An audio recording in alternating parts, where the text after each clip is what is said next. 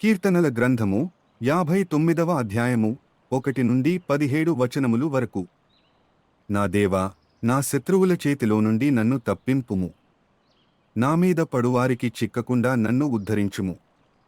పాపము చేయువారి చేతిలో నుండి నన్ను తప్పింపుము. రక్తాపరాధుల చేతిలో నుండి నన్ను రక్షింపుము. నా ప్రాణము తీయవలెనని వారు పొంచియున్నారు యెహోవా.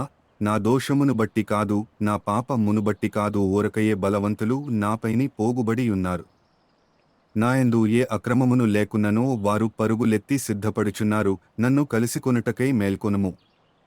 సైన్యములకధిపతియగు యెహోవావైన దేవా, ఇశ్రాయేలు దేవా, అన్యజనులందరినీ శిక్షించుటకై మేల్కొనుము. అధిక ద్రోహులలో ఎవరిని కనికరింపకుము.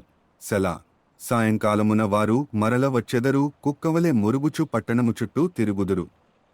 వినువారెవరును లేరనుకుని వారు తమ నోట నుండి మాటలు వెళ్ళగ్రక్కుదురు. వారి పెదవులలో కత్తులున్నవి. యెహోవా, నీవు వారిని చూచి నవ్వుదువు, అన్యజనులందరినీ నీవు అపహసించుదువు. నా బలమా, నీ కొరకు నేను కనిపెట్టుకునుచున్నాను. నా ఉన్నతమైన దుర్గము దేవుడే. నా దేవుడు తన కృపలో నన్ను కలిసికొనెను. నా కొరకు పొంచియున్న వారికి సంభవించిన దానిని దేవుడు నాకు చూపించును. వారిని చంపకుము, ఎలయనగా నా ప్రజలు దానిని మరచిపోదురేమో. మాకేడమైన ప్రభువా, నీ బలము చేత వారిని చెల్లా చెదరుచేసి అణగగొట్టుము. వారి పెదవుల మాటలను బట్టియు, వారి నోటి పాపమును బట్టియు, వారు పలుకు శాపములను బట్టియు, అబద్ధములను బట్టియు వారు తమ గర్వములో చిక్కుబడుదురుగాక. కోపము చేత వారిని నిర్మూలము చేయుము. వారు లేకపోవునట్లు వారిని నిర్మూలము చేయుము. దేవుడు యాకోబు వంశమును ఏలుచున్నాడని భూదిగంతముల వరకు మనుష్యులు ఎరుగునట్లు చేయుము. సెలా. సాయంకాలమున వారు మరల వచ్చెదరు, కుక్కవలె మురుగుచు పట్టణము చుట్టూ తిరుగుదురు.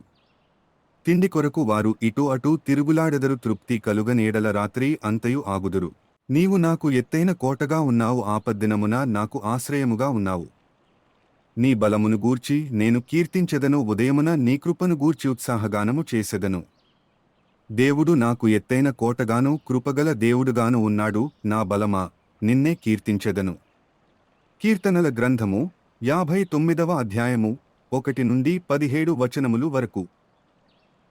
మీరు ప్రభువైన యేసు క్రీస్తు ప్రేమను రుచి చూడాలనుకుంటే, క్రీస్తు పక్షాన మేము మిమ్మల్ని బ్రతిమాలుతున్నాము, దేవునితో సమాధానపడండి.